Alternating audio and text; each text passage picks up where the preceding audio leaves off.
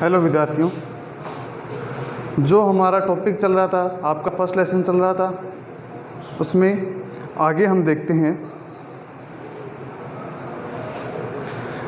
यानी हमने पढ़ लिया था कि जो दक्षिण भारत में जो तालाब हैं उनके बारे में उनका रख रखाव ढंग से नहीं होता। अब उसके आगे की बात करते हैं हम। They are of course shallow but this is less evident since the water is silt laden and throws the light back and the bottom does not therefore show him। निसंदेह वो क्या होते हैं, अभी छिछले होते हैं क्योंकि उसके अंदर जो गाद वगैरह है वो जम जाती है, जिससे उसका पेंदा है वो मटमेला दिखाई देता है।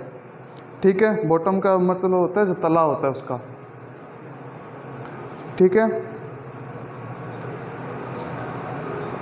These tanks play a vital role in South Indian agriculture। जो ये टैंक्स हैं वो साउथ इंडियन एग्रीकल्चर यानी दक्षिण भारत की खेती में एक अहम भूमिका निभाते हैं। In Mysore for example much of rice is grown in them.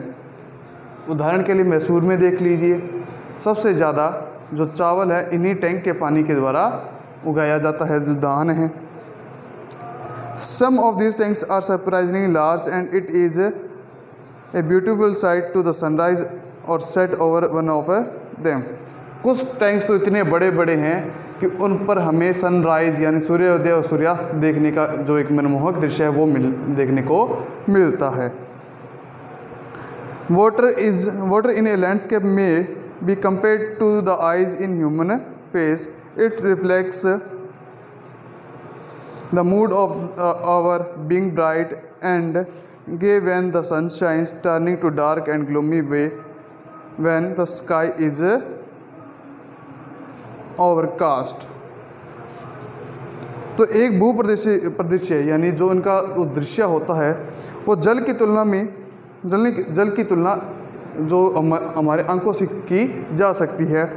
यह समय के अनुसार मनस्थिति को दर्शाता है, यानी हम जब खुश होते हैं तब हमारे चेहरा कुछ अलग दिखाता है, जब हम दुखी होते हैं तो चेहरा दुख को प्रकट करता है। सूर्य के चमकने पर जल चमकीला व प्रसन्न दिखाई देता है। ठीक है, यानी कहना क्या चाह रहा है, जिसको जल होता है वो टैंक का, वो हमारी आंखों की तरह होता है। जैसे आंखें हम क्या दर्शाती है, जब हम दुखी होते हैं तो हमारी आंखें दर्शा देती है कि हम दुखी है। जब हम प्रसन्न होते हैं तो हमारी आंखें दिखा देती है भी कि हम प्रसन्न हैं। उसी प्रकार जब सूर्योदय होता है तो उसकी जो लाइटें उस पर पड़ती है तो ऐसा लगता है कि जो जल है वो प्रसन्न दिखाई देता है।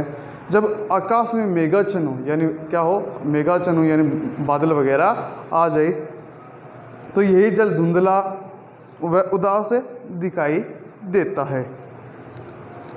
One of the most remarkable facts about water is its power to carry silt, one finely divided soil in suspension।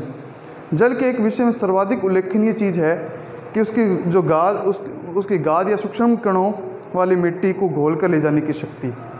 यानी जो जल क्या करता है, वो मिट्टी है, उसके जो सूक्ष्म कण हैं उसको घोल कर अपने साथ एक जगह से दूसरी जगह पर ले जाता है।